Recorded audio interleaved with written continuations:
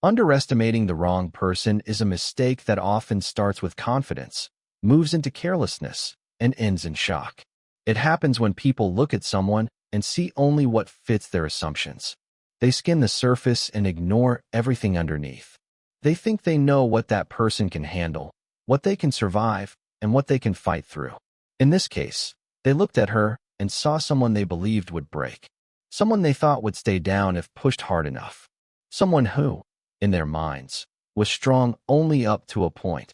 What they did not see was the long history of grit written into her bones. They did not know the hours she had spent training when everyone else slept. They did not know the quiet discipline that shaped every step she took. They had no clue that the person standing in front of them had already survived things twice as brutal as anything they could imagine. People underestimate others because it is easier than acknowledging their own limitations. It is easier to say someone else is weak than to admit they are unprepared for real strength. They mistake calm for softness, silence for fear, and patience for surrender. They look at someone steady and assume they have no fire. They look at someone composed and assume they have no edge. When they saw her, they saw a target instead of a fighter. They did not bother to ask how she had gotten where she was. They did not think to question the kind of mind that keeps going long after muscles fail. They convinced themselves she would be easy to break because they needed to believe the world worked the way they wanted it to. They needed to believe force always wins. Underestimation grows when people look for shortcuts.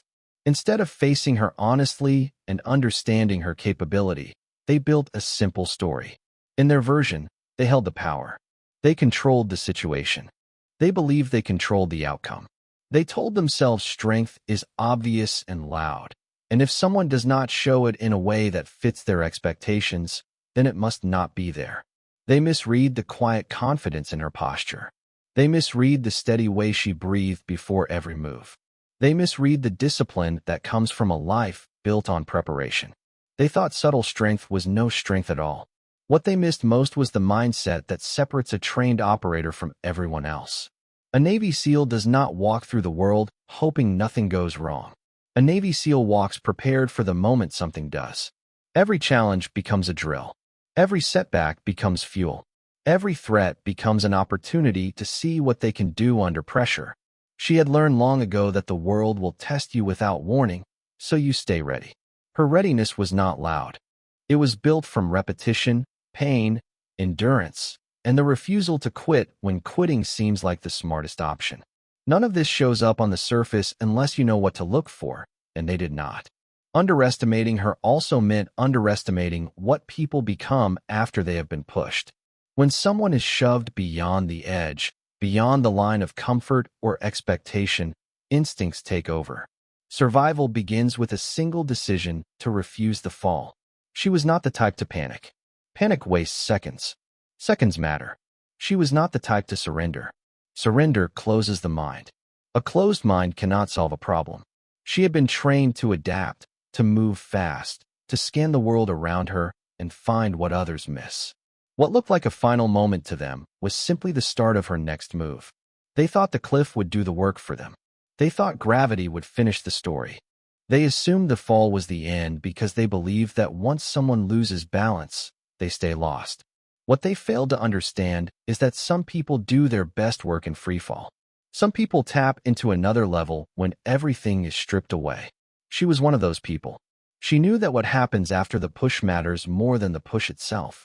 She knew the body remembers every drill, every climb, every mile, every test. She knew that pain is a signal, not a stop sign. Underestimating the wrong person is not just a miscalculation. It is a choice made from arrogance, and arrogance blinds. They did not see her strength because they never thought they needed to. They believed the story they wrote about her instead of the truth standing right in front of them. They thought she was someone who would fall, not someone who would rise. The fall that became fuel did not start with panic. It started with a split second of absolute clarity. The moment her boots left solid ground, she understood exactly what had happened and exactly what it meant. She knew this was no accident. She knew they had chosen the easiest way they could think of to remove her from their path. The air rushed past her, sharp and cold, but her mind stayed steady. The fall was long enough to think, long enough to react, long enough to decide that this was not going to be the end of anything. It was only a new start. She had been trained for moments where control vanishes and everything depends on what you do next. She let the wind tell her what was happening, let her body shift into the right position, and let instinct take the wheel. Most people look at a fall and see a loss. They see failure, defeat, or punishment. They see momentum working against them. They see gravity deciding the outcome. But for someone like her, the fall becomes information. Every second gives clues. Every change in speed, every angle of the drop, every shout from above, every crack in the cliff wall, every piece of terrain rushing upward becomes a tool. She had spent years learning that panic is a luxury. You cannot afford it when the ground is coming fast.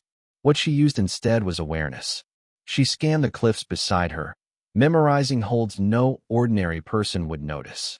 She tracked the shadows, the rock edges, the slight shifts in texture. What looked like chaos to anyone else looked like a map to her. In those rapid-fire thoughts, she also felt something deeper rising. Something that comes only when you are pushed hard enough to see what is inside you. The fall pulled memories out of her that were not about cliffs or mountains. They were about every time she had been shoved aside, dismissed, underestimated, or told no. They were about the teachers who thought she aimed too high, the peers who laughed at her ambition, the rivals who bet against her, the people who tried to talk her into smaller dreams. All of those moments came back not as pain, but as fuel. They reminded her she had been falling in one form or another her entire life, and every time she had found a way to rise higher than before. She felt the sting of betrayal too, but even that became a spark. Knowing they had chosen to remove her rather than confront her lit something sharp inside her. Not rage, but resolve. Rage burns out. Resolve stays steady. She was not falling alone. She carried every lesson she had learned along the way. In every breath she took as she dropped, she remembered the drills where they made her run until her legs refused to move, the dives where the darkness pressed in from every side, the climbs where one mistake meant disaster. She remembered being told again and again that when things fall apart, you fall back on training. She let that training hold her up now. As the cliff face rushed past, she spotted the first point that could slow her descent. It was nothing more than a jagged line of rocks sticking out at an awkward angle, but she saw potential where others would see nothing.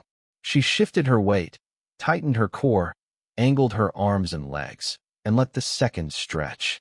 This was the moment when fear could have taken over. Instead, she treated the fall like a problem to solve. She calculated distance, speed, risk, and leverage in less time than it takes most people to form a single thought. She reached out at the exact moment her body aligned with that narrow ledge. Her fingers brushed the rock, then caught just enough to redirect her momentum. Not to stop her, not yet, but to change the trajectory. The jolt of catching that ledge tore through her muscles, but pain did not slow her down. Pain told her she was still alive. Pain reminded her she had something left to do. The fall had changed. She had turned it from a free drop into a controlled descent. She shifted again, scanning for the next hold, the next chance to steer herself toward survival. The cliffside that was supposed to end her life had become a ladder she could build one decision at a time. The fall became fuel because she refused to let it consume her. It became fuel because she recognized that sometimes life throws you into a free fall to see what you do when the ground rushes toward you. It became fuel because she understood that when someone tries to end your story, you turn the drop into a beginning. Training that kicks in when luck runs out begins long before anyone sees the moment it is needed. It starts in quiet rooms, on cold mornings, in endless drills where repetition feels like punishment. It begins in those hours when no one is watching and no reward is in sight. The purpose is simple. When everything goes wrong, the body needs to know what to do before the mind has time to panic. That level of response is built through sweat, pressure, and discomfort. She had gone through it all.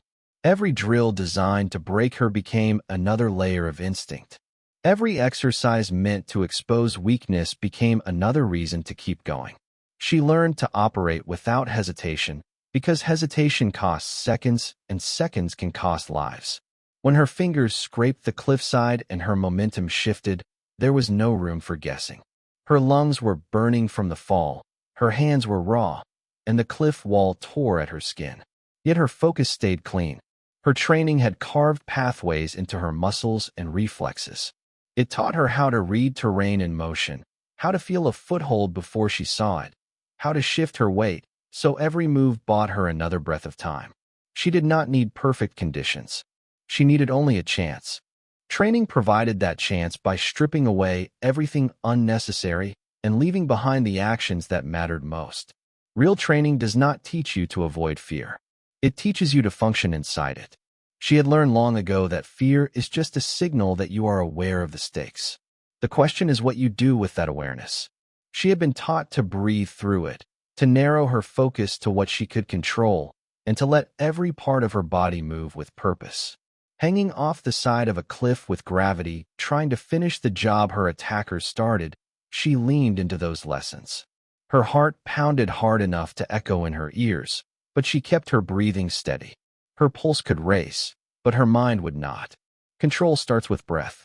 Every inhale told her she still had enough time. Every exhale reminded her she had work to do. Training also teaches you to assess reality without sugarcoating it. She knew her position was dangerous. She knew one wrong move could send her into open air again.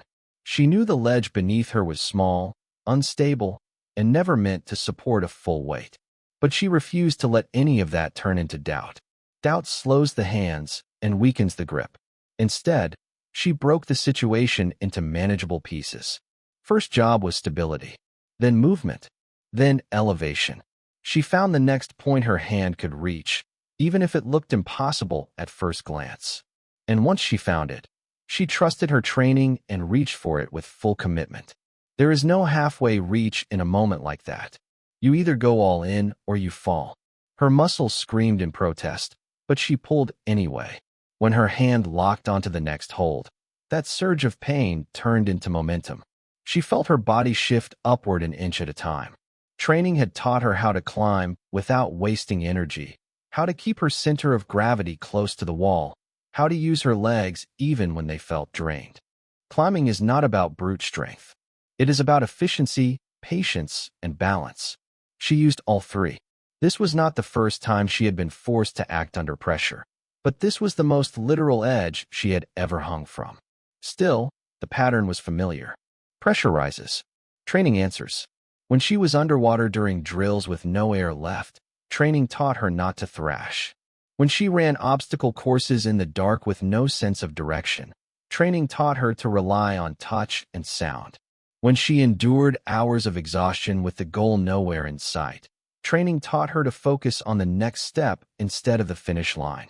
All of those lessons flowed through her now. They replaced fear with movement and replaced chaos with structure. As she climbed, her thoughts became sharper. She could hear small bits of gravel sliding under her palms. She could feel the vibration of the cliff through her boots. She could sense how much space she had before her grip failed. All of these details fed into her decisions. Training had turned her senses into tools. It taught her to trust what she felt even more than what she saw. That trust meant everything when the margin for error shrunk to nothing. Luck had vanished the moment she was shoved. What kept her alive was everything she had done in the years before that moment. She was not hanging there because fortune favored her. She was hanging there because every hour she had spent preparing for the worst had shaped her into someone who could face it without breaking. Every move she made up that cliffside came from those long days and harder nights when she chose discipline over comfort. Training had taken her limits and pushed them until they became something new. That was what carried her upward now, inch by inch, hold by hold, breath by breath. Climbing back with purpose is different from climbing back out of desperation. Desperation scrambles. Purpose advances. Once she had steadied herself on that cliffside and found her rhythm, the climb stopped being about escape. It became about intention. Every move she made had direction. Every pull and push carried a message that she was not done, not broken, not erased. She was returning with full awareness of what had been done to her and why. The climb was more than physical recovery. It was a declaration. She felt the strain in every tendon as she moved upward. The cliff was steep and uneven, built from sharp angles and deceptive surfaces. She used every skill she had gained through years of demanding work.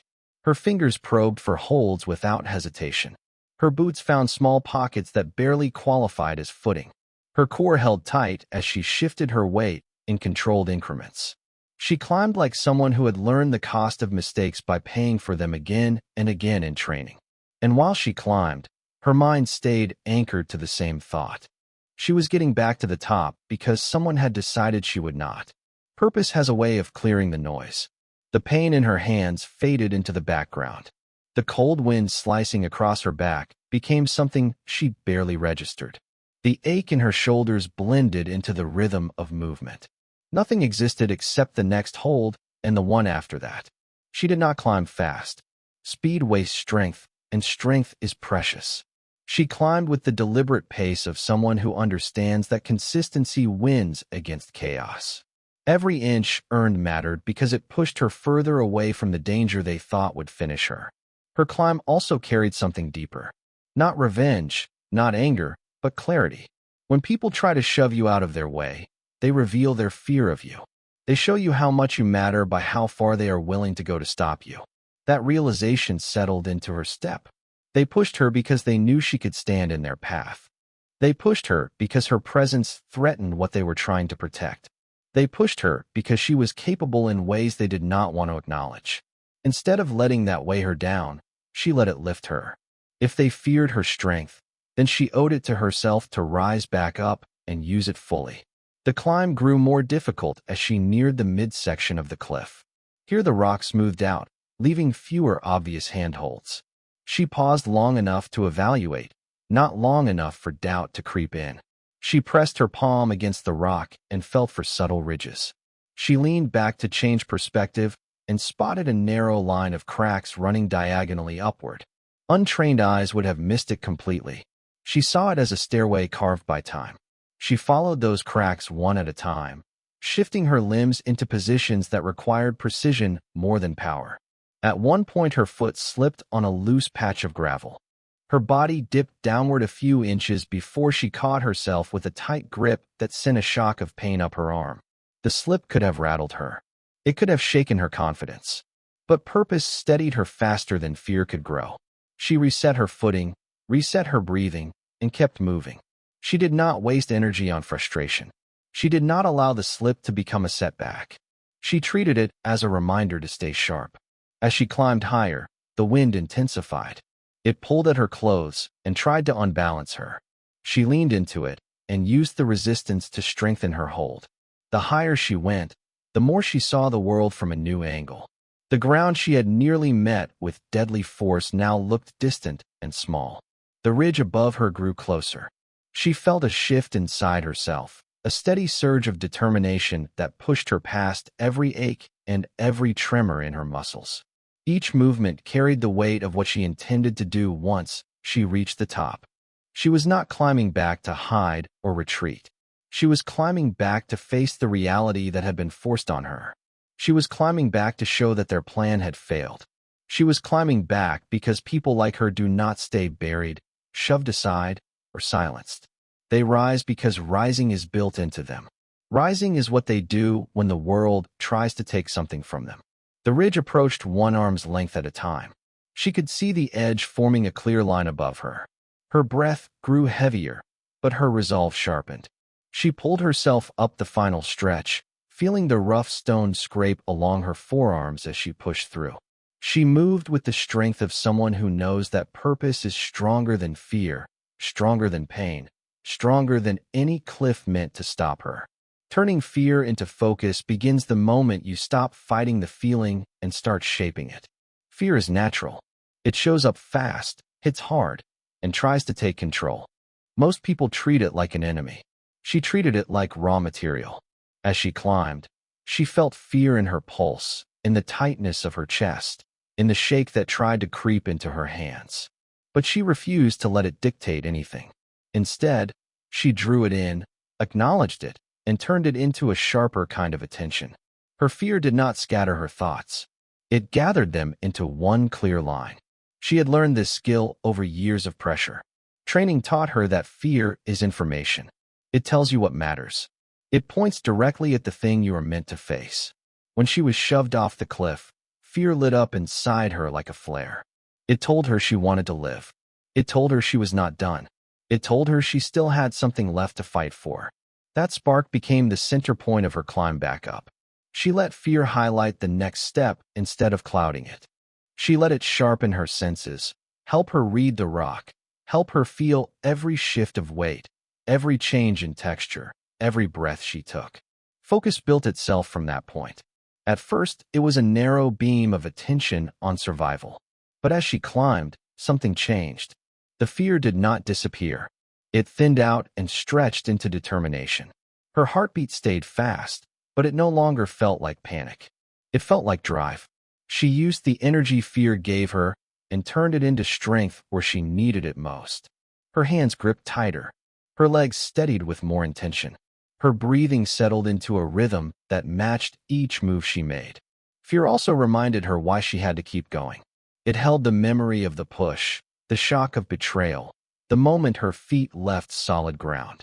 Those memories could have drowned her in anger, but she did not let them. She let them act as reminders. They showed her how far some people will go when they believe someone stands in their way. They showed her what happens when people make choices based on fear of your abilities. She absorbed that truth and let it fuel her climb. She did not want fear of falling again to slow her down. She wanted the memory of being pushed to speed her up. There were stretches on the cliff where the rock turned unpredictable. Smooth stone gave her nothing to grasp. Loose gravel threatened to shift under her boots. Cold wind rattled her balance. Each time she felt a flicker of fear rise, she pressed it into focus. Instead of thinking about consequences, she placed her attention on details. The angle of her foot, the placement of her fingers, the tension in her arms, the way the wind moved across the wall. She let fear push her toward clarity. It made her present in a way calm never could. Fear also helped her push past the limits of her body. Fatigue dragged at her muscles. Pain pulsed along her shoulders. Her fingers ached from gripping stone. None of that stopped her. She let fear remind her what would happen if she quit. Not panic, but consequence. Not doom, but responsibility. She had a responsibility to herself to keep going. She had a responsibility to rise, not only for survival, but because turning back was never an option. Fear gave her the urgency to meet that responsibility. At one point, she reached a section of the cliff where the ledges disappeared and only a few rough cracks remained. This was the kind of area that made even experienced climbers hesitate. She felt her heart spike. The cliff stretched almost vertical. One slip would undo everything she had fought for. But she did not allow that thought more than a second of space. She accepted the fear and let it tune her instincts. She found a hold no bigger than 2 fingers. She leaned her weight into her legs. She tested the rock before committing. Fear became her advisor. It told her where the danger was. Focus told her how to move through it. The climb felt endless at times. The ridge above seemed to shift further away with every hard-earned inch upward. Fear whispered that the top might not come. But she answered with focus, not doubt. She kept her eyes on the section of rock right in front of her. She refused to look too far up or too far down. She stayed inside the moment, one movement at a time. Fear tried to widen her attention. Focus narrowed it again. As she climbed higher, the wind changed pitch. The light shifted. She knew she was approaching the top even before she saw it. Fear rose again, not because the climb was harder, but because she felt how close she was. Reaching the top meant facing everything waiting for her above. She let that fear settle into her spine and strengthen her grip. She pulled herself upward, feeling the rock scrape against her arms, feeling her breath grow louder, feeling the moment tighten around her. Finishing stronger than the ones who started the fight begins with understanding that survival alone is not enough. She did not climb back to the top just to say she made it. She climbed back because strength is proven in how you return, not just how you endure. When her hands finally reached the ridge and she pulled herself onto solid ground, she felt the weight of everything she had survived. But she also felt something deeper. She felt the surge that comes when someone tries to end your path and you refuse to let them write the last line. Her breathing was heavy. Her muscles shook from the effort, and dust covered her from head to toe. None of that mattered. What mattered was that she stood upright. She stood steady, and she stood with more power in her than she had before she fell. That is the paradox people forget. When someone tries to break you and fails, you do not come back the same. You come back sharper. You come back aware of your own capacity. You come back with a strength that comes from being tested in a way most people avoid their entire lives. The ground around her looked familiar, but she did not feel like the same person who had stood there before. The fall had stripped away anything unnecessary. It took fear and turned it into focus. It took instinct and turned it into action. It took her training and proved its worth. She knew now that her breaking point was far beyond what those who pushed her believed. Their attempt to eliminate her had forged something inside her they never expected. That knowledge settled into her posture. It changed the way she stood, the way she breathed, the way she looked at the world in front of her. Finishing stronger also meant she had clarity they lacked. People who start fights from the shadows always assume their advantage will hold. They depend on surprise, on betrayal, on catching someone unprepared. They lean on shortcuts because they have nothing deeper to offer. But she had something deeper. She had discipline. She had endurance. She had the willingness to face pressure head-on. They might have started the fight with one violent move, but she finished it with something far more powerful: resilience. Standing on that ridge, she scanned the horizon. She took in the full scope of where she was, what she had climbed, and what she had overcome. The cliff that had nearly killed her was now behind her. The threat they believed would erase her had failed. And now she was the one with the upper hand. Not because she sought revenge, but because rising after a fall gives you a perspective no one else can claim. She understood the terrain in a new way. She understood her capabilities in a new way. She understood exactly what she was willing to do to protect herself and the mission she carried. Her strength came not only from the climb, but from everything that fueled it. The betrayal sharpened her resolve. The fear honed her senses. The training aligned her body and mind. By the time she reached the top, all those pieces had fused into a single force. She was no longer climbing for survival alone. She was climbing for the truth of who she was. She was climbing to show that no one decides her limits except her. Finishing stronger meant facing the people who pushed her with full awareness of what they had tried to do.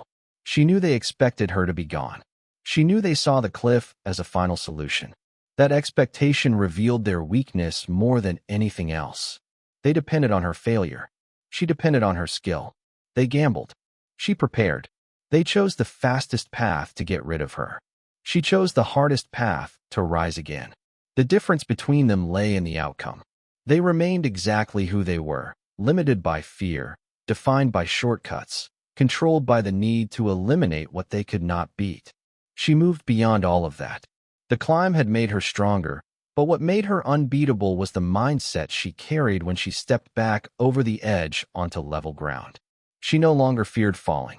She had already fallen and survived. She no longer worried about what they thought she could or could not do. She had already proven they were wrong. She no longer cared about how they judged her strength. Her strength was undeniable now. She took a slow breath and felt the power settle into her chest. The fight was not over, but the balance had shifted. They started it. She finished stronger than they ever expected.